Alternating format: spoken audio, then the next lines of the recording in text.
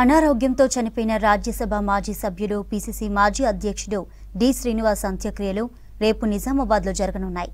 DS అంత్యక్రియలు అధికార లాంఛనాలతో నిర్వహించనున్నారు. ఈ మేరకు ఏర్పాట్లు చేయాలని సీఎస్ను ఆదేశించారు సీఎం రేవంత్ రెడ్డి.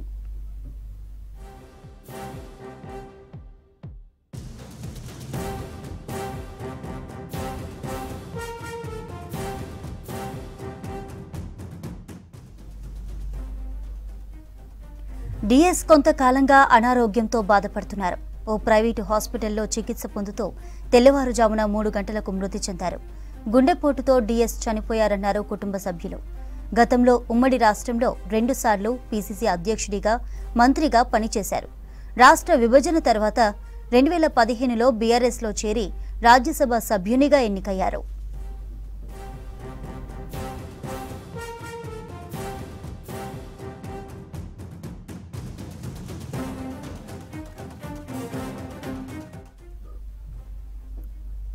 డిఎస్ భౌతిక కాయాన్ని హాస్పిటల్ నుంచి హైదరాబాద్ బంజారాహిల్స్లోని నివాసానికి తరలించారు.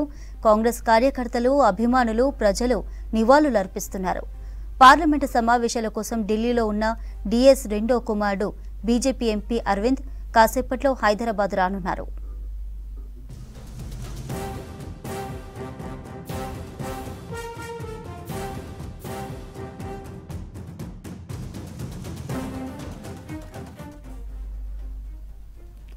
నిజామాబాద్ జిల్లాకు చెందిన డి శ్రీనివాస్ డిఎస్గా అందరికీ సుపరిచితం. ఆయన 1948 సెప్టెంబర్ 27న వెల్పూర్లో జన్మించారు. నిజాం కాలేజీ నుంచి డిగ్రీ పూర్తి చేశారు. విద్యార్థి నాయకుడిగా ఆయన ప్రస్థానం మొదలైంది. కాంగ్రెస్ అనుబంధ విద్యార్థి విభాగమైన ఎన్ఎస్యుఐ నుంచి పీసీసీ అధ్యక్షుడిగా ఎదిగారు. 1989లో కాంగ్రెస్ తరపున నిజామాబాద్ అర్బన్ నుంచి తొలిసారి అసెంబ్లీకి ఎన్నికయ్యారు. 1999, 2004లో ఎమ్మెల్యేగా గెలిచారు. డిఎస్కు 2 కొడుకులు. పెద్ద కొడుకు సంజయ్ గతంలో నిజామాబాద్ మేయర్గా పనిచేశారు. చిన్న కొడుకు ధర్మపురి అరవింద్ బీజేపీ తరపున ఎంపీగా ఉన్నారు.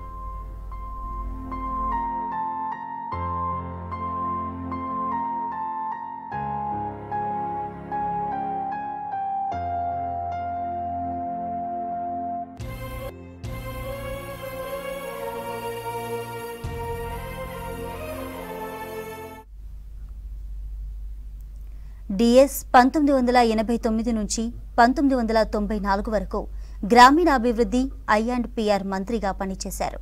2004 నుండి 2008 వరకు ఉన్నత విద్య, అర్బన్ ల్యాండ్ సీలింగ్ మంత్రిగా ఉన్నారు.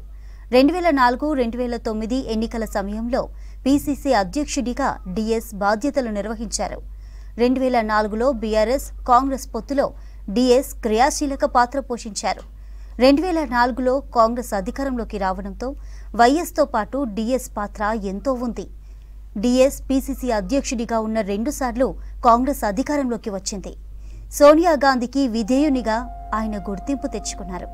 ప్రణబ్ ముఖర్జీతో పాటు ఇతర సీనియర్ నేతలతో డిఎస్కు సన్నిహిత సంబంధాలున్నాయి. 2013 నుంచి 2015 మధ్య ఎమ్మెల్సీగా ఉన్నారు. తెలంగాణ రాష్ట్రం వచ్చిన తర్వాత మండలిలో విపక్ష నేతగా పనిచేశారు డిఎస్. రెండోసారి ఎమ్మెల్సీగా అవకాశం రావడంతో అసంతృప్తితో 2015లో కాంగ్రెస్కు రాజీనామా చేసి బీఆర్ఎస్లో చేరారు. తెలంగాణ ప్రభుత్వ అంతర్రాష్ట్ర వ్యవహారాల సలహాదారుడిగా కూడా పనిచేశారు. 2016 నుంచి 2022 వరకు బీఆర్ఎస్ రాజ్యసభ సభ్యుడిగా ఉన్నారు డిఎస్.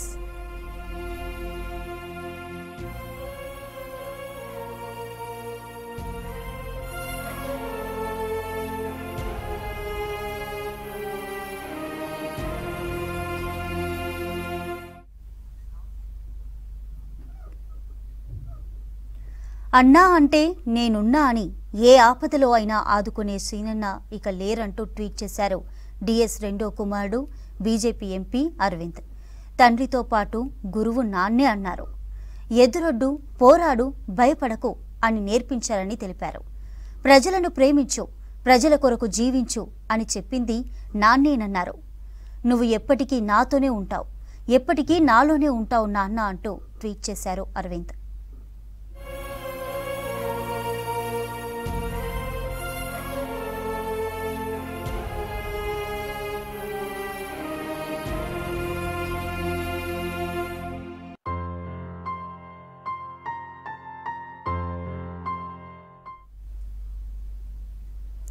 గుండెపోటుతో హైదరాబాద్లో చనిపోయిన సీనియర్ నేత డిఎస్ అంత్యక్రియలు రేపు నిజామాబాద్లో నిర్వహిస్తున్నామన్నారు ఆయన పెద్ద కుమారుడు సంజయ్.